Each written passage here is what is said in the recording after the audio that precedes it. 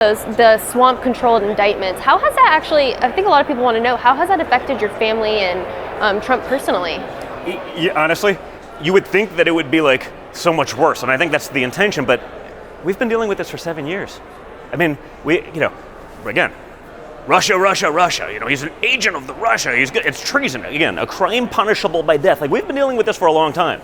Impeachment 1, impeachment 2, you actually get sort of numb to it, and I think the reaction from those people, the reaction from a corrupted DOJ, only shows the American people just how far this country has fallen. It's probably been gone for a lot longer than we believe, but it took a Trump character to challenge their authority to actually get them to fully lose their mind. The Trump derangement syndrome. You see that not just in the DOJ and the prosecutions, you see that with today's Democrat Party.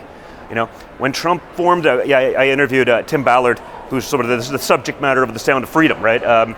For my podcast this week. And I remember I made 2 phone calls to the White House basically for stuff that I was like, hey, I think you should look at this. One was for the Pebble Mine up in Alaska to stop that because that could have been an environmental disaster. The other, where I said, hey, you guys should just look at this. The other was like, you should really meet this guy, Tim Ballard.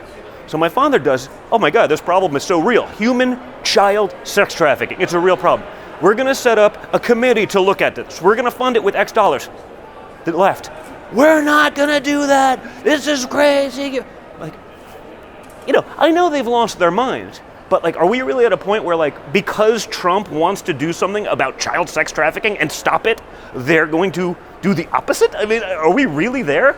And it seems so. We see that with all of this stuff. We see that with the puberty bloggers and the legislation. They want to take children away from parents who don't want to let their children at the age of 3 make a life-altering decision to transition to another sex.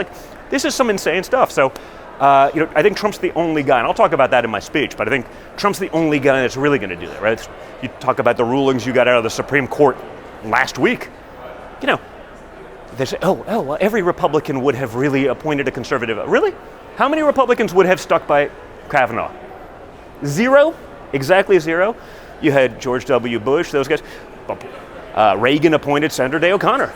Liberals, these are scary things. So not everyone would have done that, and 0 would have stuck by it and had the conviction to do so. And we've seen the results of that with affirmative action, with the censorship of government. It goes, the student debt stuff, they're going to try to reverse that now, but they'll keep cheating and buying votes how they can. But Trump's the only guy that can actually stand up to that.